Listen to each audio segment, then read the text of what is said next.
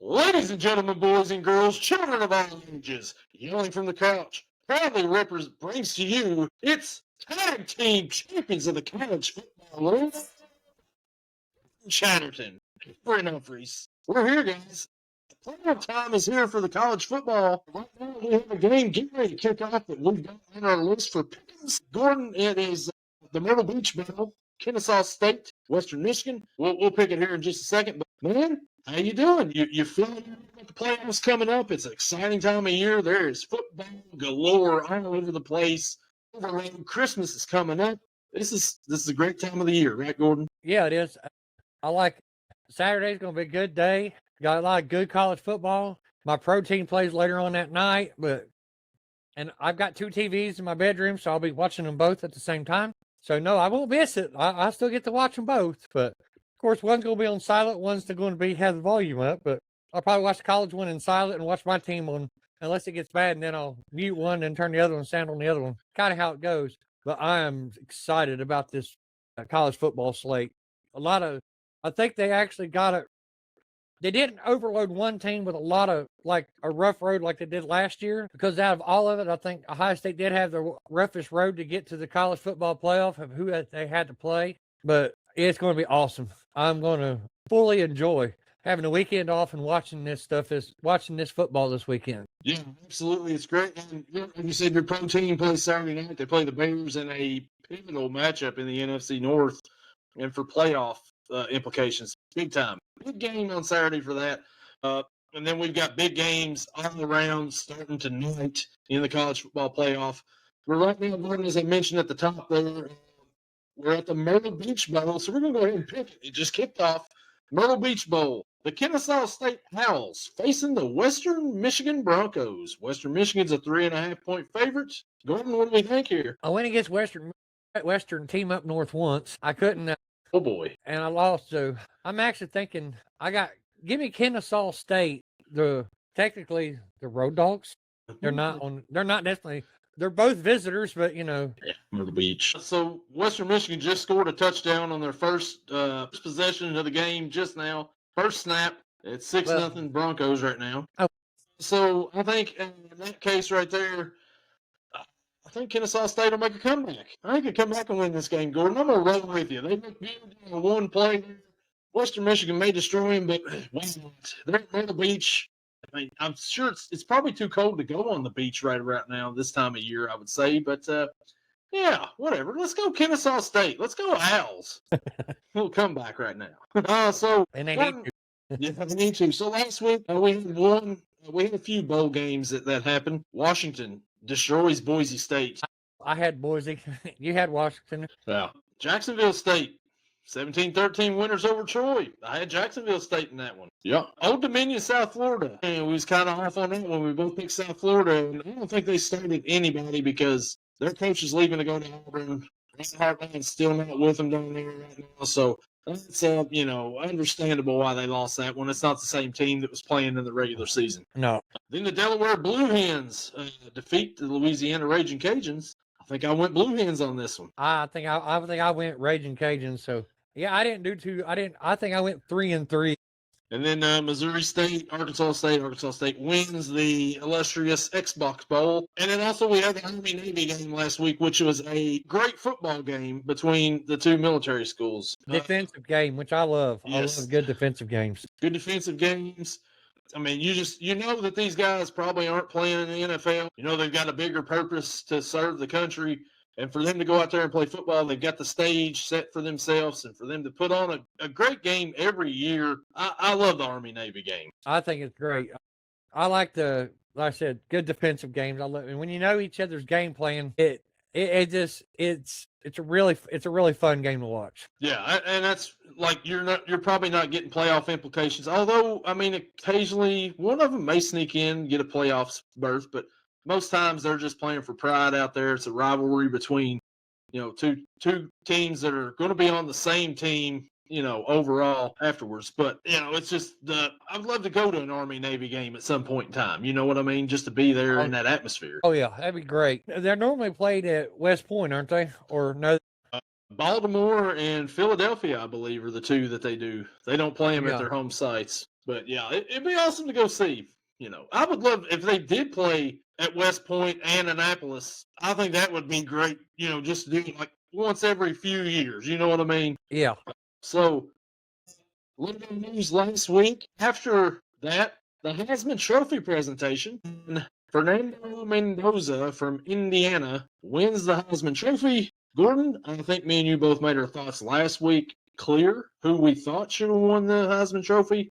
Do you still feel the same way after this past week, or do you have a problem with Mendoza becoming the Heisman Trophy winner? I figured he's going to get it because it's not the most outstanding player. It's the best quarterback on the best team. But yeah, under that criteria, he got it. But if it's actually for the most outstanding player, no. Jacob Rodriguez was the most outstanding football player this year. By far, Texas Tech linebacker. He's in the Big 12 and plays defense. Who the hell thought that? Nobody. So, I mean, what did he do in that one game? He had 2 sacks, a forced fumble, a fumble recovery, and an interception. I mean, shit. What else can you do? You want to talk about putting something on a conference championship on a big stage? He played lights out. Mendoza played like hot garbage. If his offensive line couldn't tackle, he'd have probably been sacked in double digits. And with, you also had Romello Height over there as a linebacker getting that same kind of stat line during that conference championship. But Jacob Rodriguez does it week in and week out. Oh, yeah. He does it every week. I mean, actually, if you look at some of the games, that's not even his best game. No, it wasn't. And you see how impressive that game was for him. And yeah.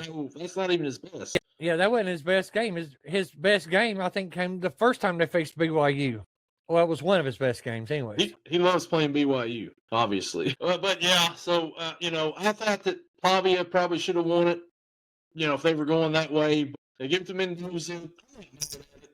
I mean, I understand, like you said, it's not really who's the best player in the nation. It's the best quarterback on the best team. And this year, and during the regular season, it was. Now, will he be able to do that in the playoffs? Time will tell. We'll find out. But right now, the Myrtle Beach Bowl, Gordon, an update. Western Michigan just scored another touchdown to go up 14-0 with 13 minutes left in the first quarter. Our pick is not looking so hot. No. And you never know with bowl season. That's why it's fun, because you never know who's playing, who's coaching, or any of that. Who cares that they're even there? So it's just fun to watch and pick and just be like, okay, we did not expect that at all.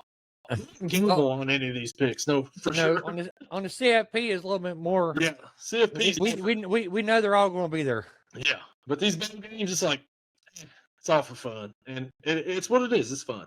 So Gordon, we don't have a whole lot to talk about from last week. We talked about, we recapped a little bit here. But yell or no yell, that was kind of my yell or no yell right there. I just kind of blew it. I thought Pavia should have won it. You thought Rodriguez should have won it. So we really didn't have a whole lot to get into on yell or no yell, because there wasn't much yet. No, there's only 6 games we were played, and yeah, and then the Heisman Trophy ceremony. The Heisman Trophy. It's time for yell or no yell. Yep, it was yell or no yell just there. So we got it in. Barely, I guess. So, yeah, I think we can yell there that we thought that the wrong person won, but neither one of us is really outraged about it, too. So no, I'm not outraged. Only thing I'm outraged about is that conference championship game. Evidently, I don't know what a holding call is. I need to be re-educated. I thought, if you tackle a defensive end, if offensive lineman tackles the defensive end, I thought that was a slight hold. I was wrong. Silly you, right? Yeah, well, I guess I was wrong. Need to be updated on new rules. Yeah. So.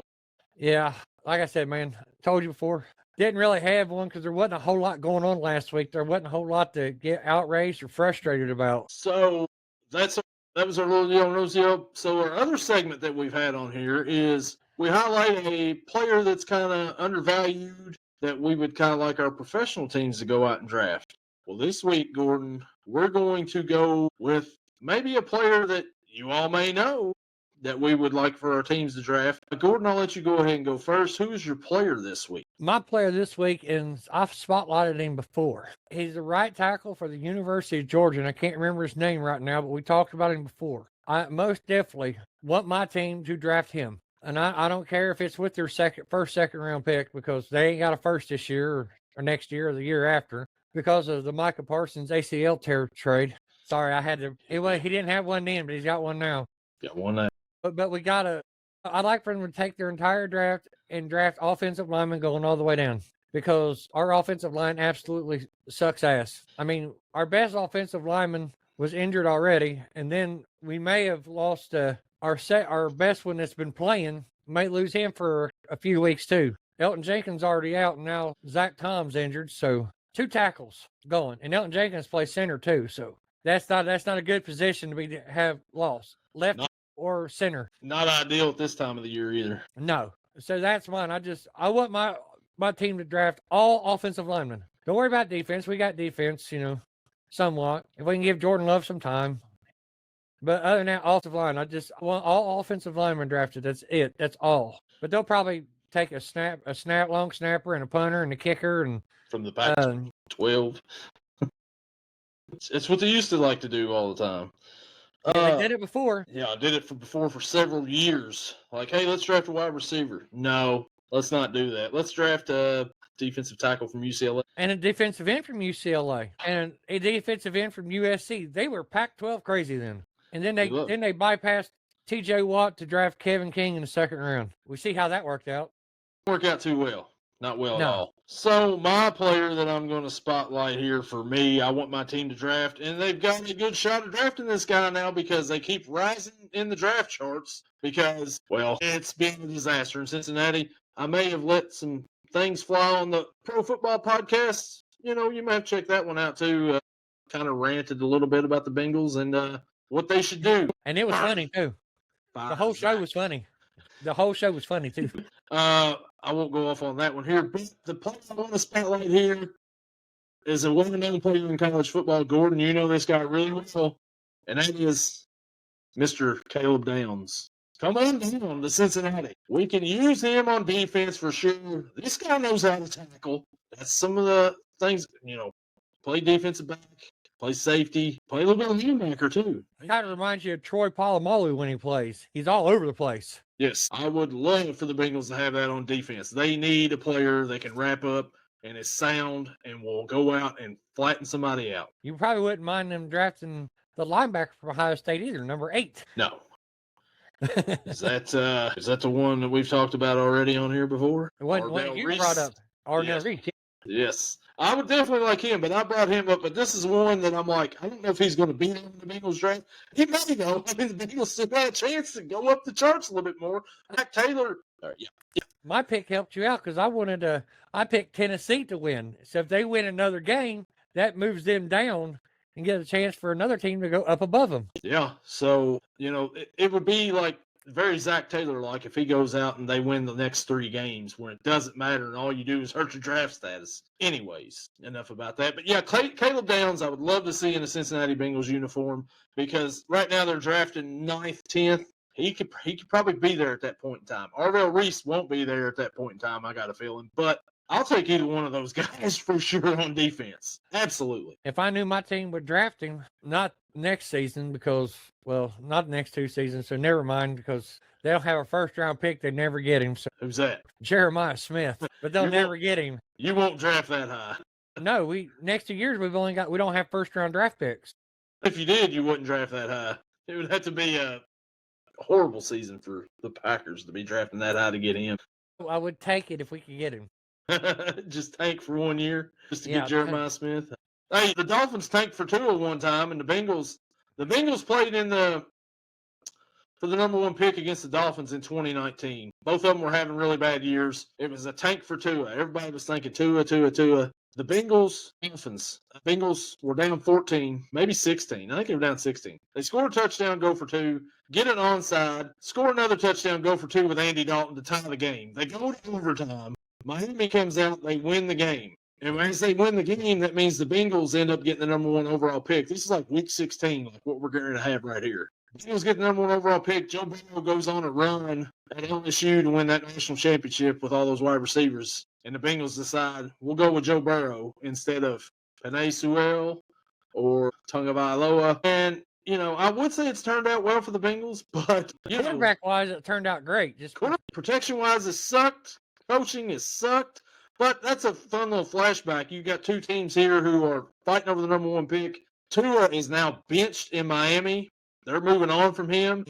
Joe Burrow's still with the Bengals, still has an opportunity to do something if the Bengals would do something, management-wise. But, hey, it's a fun little thing to look back on as those two teams play this Sunday. Yeah, looking back on drafts is not fun for me because we've passed up on a lot of good players to draft somebody else. One of them we talked about just a second ago was a terrible pass. We've passed on good wide receivers, yeah. Well, we got a quarterback, but I still think he would have been available in the second round. Yeah, I think so too. And you talk about a miss. I mean, 1 year in 2017, it really doesn't matter at this point, but the Bengals drafted number 9. They drafted John Ross out of Washington, wide receiver.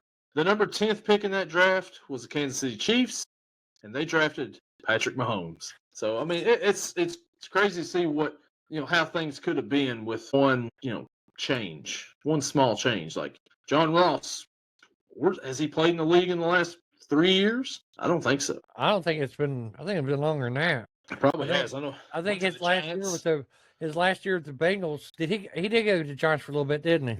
I don't know. Well, he didn't make no noise because I never saw him.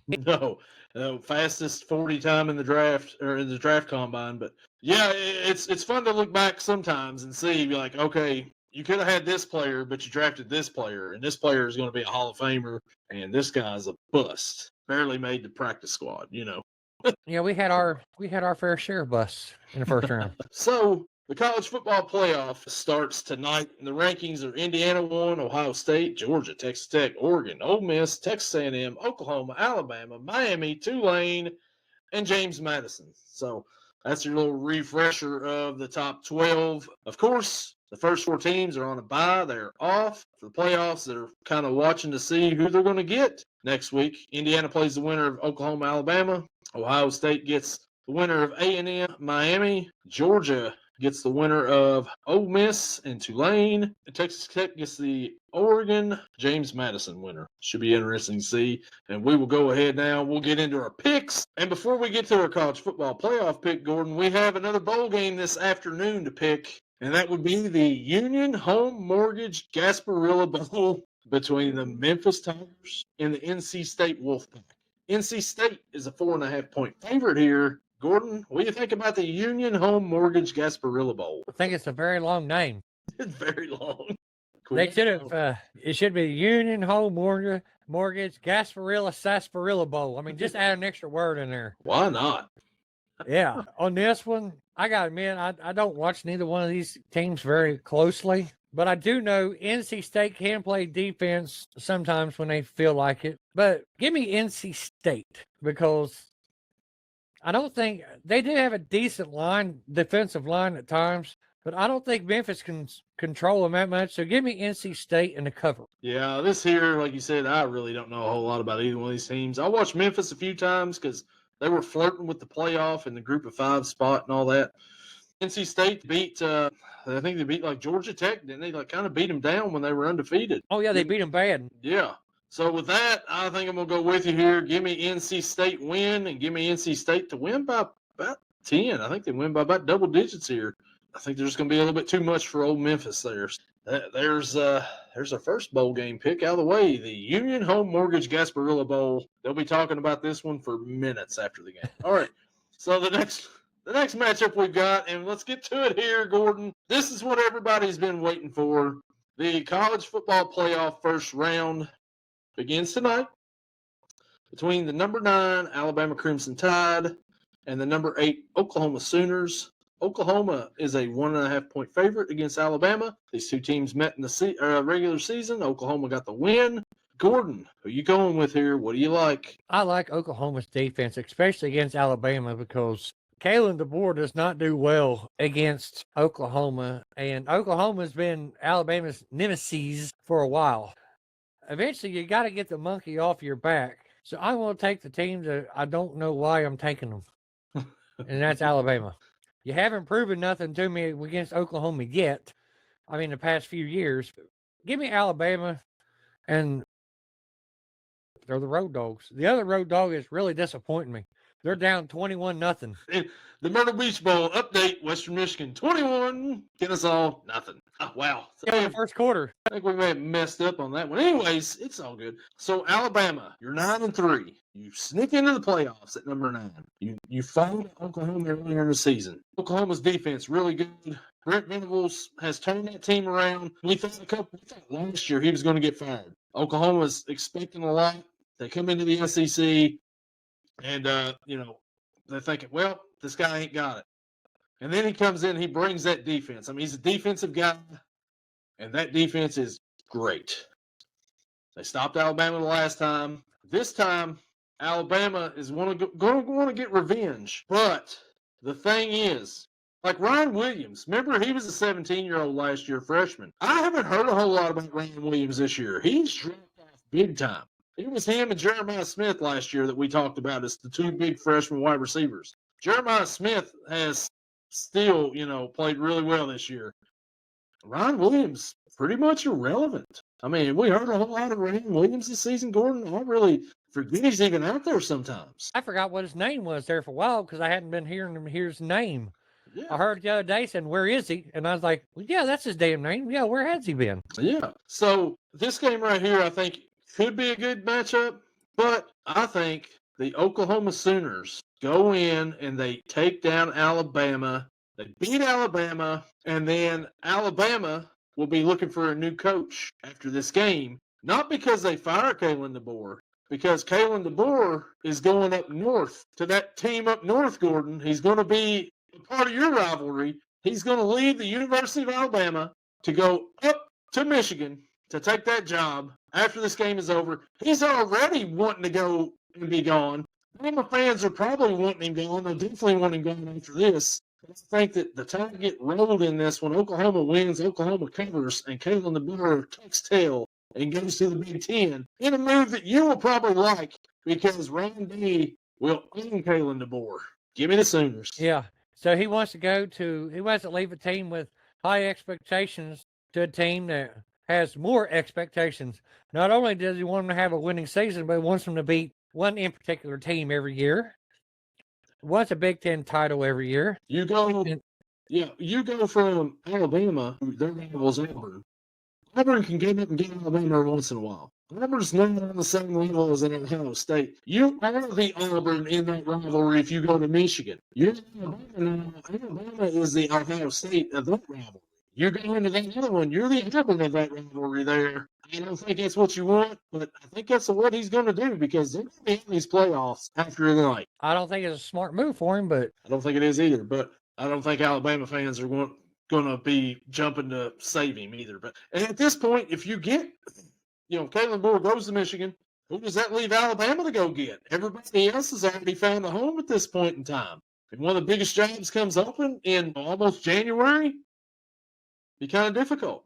I don't know. They might have to keep him for a little bit and then try to keep him and let him go, around the 10 game mark next year. I have to get a guy on College Game Day to come and be an interim coach for a year while they get somebody. I don't think he wants to do that. I don't think he does either. So I'm gonna roll Oklahoma. You're gonna roll Alabama. We'll see how it is. Should be a good game. Should probably be the best game of the weekend. Maybe this one here is tomorrow afternoon, and that would be the number 10 Miami Hurricanes and the number 7 Texas A&M Aggies. Texas A&M's a 3.5-point favorite. Gordon, the last time Texas A&M played a football game, they fell to their rival, the Texas Longhorns, in their first loss of the season, lost out on the SEC championship opportunity. You think they could bounce back here against a Miami team that kind of snuck into these playoffs too? Well, in my college bracket, one of them I had Miami winning, the other one I had Texas A&M winning because it's that much of a coin toss. It all depends on which Carson Beck is showing up. Is the Carson Beck from earlier this year when they beat Notre Dame and all the team, or is the Louisville version of Carson Beck going to fucking show up? If the Louisville version shows up, this is going to be a rout by Texas A&M. If the one from the beginning of the year shows up, Miami has a chance of winning, but not by. And honestly, Texas A&M's quarterback, he's good, but he's inaccurate as shit. I mean, he's thrown a lot of interceptions in the last few weeks. That's what cost him in that game against Texas. Oh, and they couldn't stop Arch Manning from running that last touchdown in. Right. Other than that, I mean, Texas had him controlled. I mean, pretty much. I mean, why else would it be that one touchdown is what secured the win? So, and Miami's got a hellacious front four. I wouldn't mind having one of them on my line either, to just in case if Micah Parsons doesn't come back quick earlier this year too. But I still want all offensive linemen. Just draft them all. 2nd through 7th pick, all your picks. Take a lineman, take a lineman, take a lineman. Take all tackles. So that way, you can put one in at center, and if they don't want to, they're not good, you can slide them out to tackle and you can put the other one in. But give me Texas A&M because I don't think that version of Carson Beck is going to show up. Although I do like that defensive line. Reed scares me with throwing picks, but because he runs kind of loosey-goosey with the ball. He gets knocked out a lot. But that defense is just unreal for Texas A&M. Give me Texas A&M and a cover. So this is the battle of the two teams that beat Notre Dame and kind of kept them out of the playoffs. Only two real good teams that they played this year, right? Texas A&M beat them by a point. Miami beat them by, I think, 2 or 3. But Miami, like you said, which Carson Beck are we getting? It's hard telling. You really don't know with Carson Beck. That's the way he's been his whole career. Consistent as can be. Texas A&M, you think they're going to come out and play better. They weren't going to have a better showing than they get against their rival Texas. I don't know if that's the case or not. Texas A&M, we didn't talk about them a whole lot earlier in the season, and it turns out it proved us maybe to be right. Maybe they aren't as good as what their record was. You go 11-1 in the SEC, maybe you're doing something right. Maybe you feasted on some weak opponents. I don't know. But I think Texas A&M ultimately win this game because I don't think Miami. I think we're going to get a bad Carson Beck in this one. That's just my feeling. Give me A&M to win this one and give me an A&M cover by about a touchdown. And Western Michigan is running to the house once again, and he got tackled at the 12. Wow. All right. So both rolling A&M here. And then we get to our afternoon and evening college football games tomorrow. And we start off with the number 11 Tulane Green Wave facing the number 6 Ole Miss Rebels. Ole Miss is a 17.5-point favorite. Gordon, what do we think here? Can Tulane pull off a massive upset in the college football playoff? No. And this is Ole Miss. Now, I know Lane Kiffin's going, but I think there's some anger with the way he left and what he said. That all the players said, no, we need you to stay. And one guy said, no, that's not how that meeting went. So I think they pretty much told him, well, if you want to go, why in the hell are you still here? Get out. It's hard to help. No, I do believe they're going to have an Ole Miss win and a cover by more than 18. I think it's going to be more like 21, 25. I know Tulane's good, but yeah, I know they've played some good teams, but have they played anyone like Ole Miss? No. Have they played anyone like Alabama, LSU? I know LSU's not great, but I'm sure they could have beat Tulane, maybe. It all depends on which coach showed up. Yeah. Or which quarterback showed up. I mean, no, just give me Ole Miss to win. It's a cover, and because Tulane is good, but they're not that good. Yeah, Tulane. This is the battle of both of our coaches are leaving to go to an SEC school. So, John Summerall's going to Florida, but he's doing the opposite of Lane Kiffin. He's actually staying and coaching his team in the playoff. Kudos to him. And then Ole Miss, like you said, they're going to be angry and upset. They're going to want to prove that, hey, we didn't just get here because of Lane Kiffin. We got here because of us. And I think that they'll come out and they'll prove that. I think Ole Miss wins this game. I'm with you. I think Ole Miss covers. I don't think this is going to be particularly close at all. Ole Miss makes a statement in this game right here and then moves on to face Georgia next week. Give me the Rebels and give me the cover. And now we come to the biggest spread of the weekend. The main event of the weekend for college football playoff, apparently, according to the college football playoff matchmakers here. Number 12, James Madison Dukes against the number 5 Oregon Ducks. The Dukes and the Ducks. Oregon is a 21-point favorite in this one. Gordon, is there any chance at all James Madison pulls off the biggest upset in college football playoff history is what it would be? So basically, you're comparing it to James Madison as Buster Douglas and Oregon as Mike Tyson. Yes, in this case. I know in this case, Mike Tyson's going to knock his teeth out within the first 3 seconds. One punch and his teeth's going to disappear. No, I just don't. I know I had my feelings about Oregon last year, and I know Denty Moore, the soup guy, isn't as good as the quarterback they had last year. And the quarterback they had last year was not that great. DG, Dylan Gabriel. Yeah, Dollar General. So I guess they got Family Dollar now. Dollar Tree. Yeah. Denty Moore, Denty Moore. the beer of soups. No, give me the Ducks at a cover. I will say this though: James Madison can put points up, and they're not afraid to sling the ball.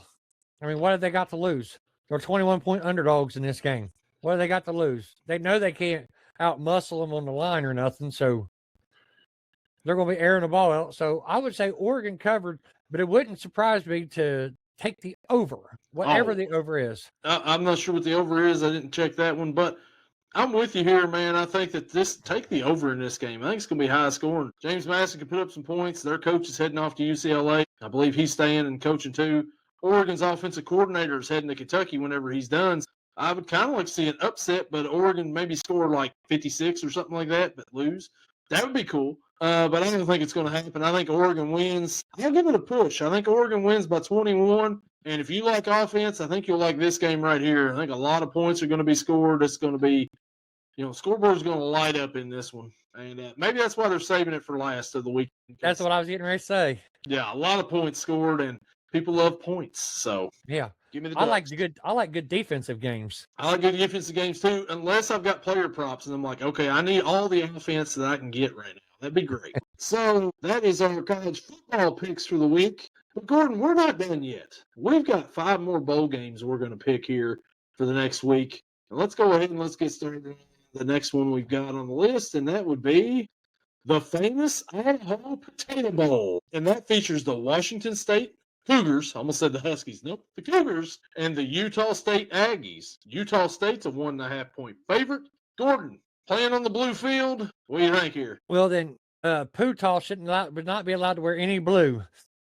Putah State. I had to throw that in there. You know why? Yes. Western Michigan just scored, by the way, another touchdown. Yeah. Well, our first pick is sucking out loud. It took a fine trip to Sucksville. Like we said, do not take these and bet on the picks on these on the bowls, at least. No, not on them. Definitely not on Lure Bowls because we have no idea what we're talking about because we didn't watch the teams. No, college football playoff, you can take those, but these don't do it. Don't. It's just entertainment purposes only. We're doing it just to get a giggle out of some of these names. Yes, that's exactly it. I'm going to tell you what, this is a coin flip because Washington State sucks and Putah State's not that much better. But I'm pretty sure Washington State is pretty much solidified. Whoever's playing is playing, and Utah State's probably the same way. Yeah. So give me the Cougars to prevail, and I have no reason why. I don't have a reason. So, I mean, hey, Washington State, congratulations. You're one of the Pac-12 teams making the bowl game this year. The Pac-2. Good on you. The Pac-2. Until next year, then you're up to like 8, which is something. Is Utah State actually, are they joining the Pac-12? I can't remember. I don't know. This may be a future conference preview, or maybe I'm just talking. I don't know. It might be. I think. Yeah. So this all ties in next year together, maybe. But I don't know much about either one of these teams. But Gordon, I'm going to go ahead and I'm going to do it right here. Give me Washington State to win this game, and give me a Washington State cover here against Utah State. So yeah, give me Washington State in this one. Washington State's underdogs. You said to cover. Yeah, they'll cover the spread because they're the underdogs. Right. Yeah, it wins the covers. Yeah. So I'm with you on it, Washington State. The next matchup we've got here in the bowl game, and it is the Bush's Boca Raton Bowl between the Toledo Rockets and the Louisville Cardinals. Louisville is a 6.5-point favorite in this game. Gordon, are you rolling with in this one? The Torpedo beautiful game footage. Sorry. Yeah, the Toledo Torpedoes against the Loserville Suckers. Anyways, the Suckers. Loserville can play good, and then they can play like hot garbage. I got a feeling they're not going to be much interested in this game because they're in the ACC and they're playing so good, then they end up knocking themselves out of an opportunity to play in the CFB. Toledo doesn't get to bowl games very often. They'll be excited to be here because they're trying to put up good tape for bigger schools to give them money to come play for them. I'm going to take Toledo. Well, Gordon, I swear we didn't talk about this for the podcast, this game. Why would we talk about the Bush's Boca Raton Bowl before this podcast? But, my feelings about Louisville. Of course. Yeah.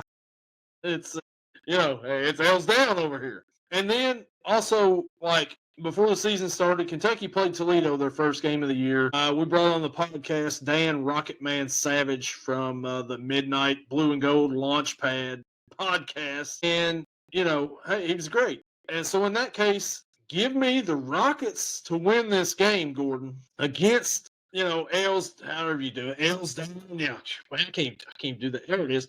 L's down, because it's L's down all the time in here. Give me the Rockets to win. Give me the Rockets to cover this spread because they're the underdogs. And I think that they win. And for this purpose here, Louisville's a home team. So that would mean that the Toledo Rockets are the Red. Oh, Jesse James. Give me the Rockets. You got it in. The next matchup, we go to the New Orleans Bowl. And that would be the Western Kentucky Hilltoppers and the Southern Miss Golden Eagles. Western Kentucky is a 5.5-point favorite in this one. Gordon, do you think Brett Favre's alma mater can pull it off against Western Kentucky? Bailey Zappi. Well, to be honest with you, Southern Miss they're not that far from New Orleans. This is kind of a home game for them, too. Because it ain't that far. It's what? A 30-minute, 45-minute drive? Yeah, it's probably not far. To Louisiana. It's not that far from Louisiana, but I like Western Kentucky's offense. Yeah. But once again, Western Kentucky don't get the bowl games. They've been getting to them a little bit more here lately, but neither does Southern Miss, as a matter of fact. Yeah, give me Western Kentucky for a win, but not a cover. I can't tell you why because I don't watch neither one of these teams. I think I'm gonna go with you here on this one. Western Kentucky. I think they'll win. They've got a fun offense. They usually have a fun offense every season. Like I mentioned, Bailey Zappi earlier. He put up a whole bunch of yardage. Probably the reason why he's got a job in the NFL now is because he played in college at Western. And Southern Miss, I think you go here. You go the over in this game. But give me Western Kentucky to win. Give me a Southern Miss cover, and I think it should be a decent little New Orleans Bowl maybe with some offense there. The next matchup we've got is the Scooters Coffee Frisco Bowl. Are they just throwing words together, I believe now?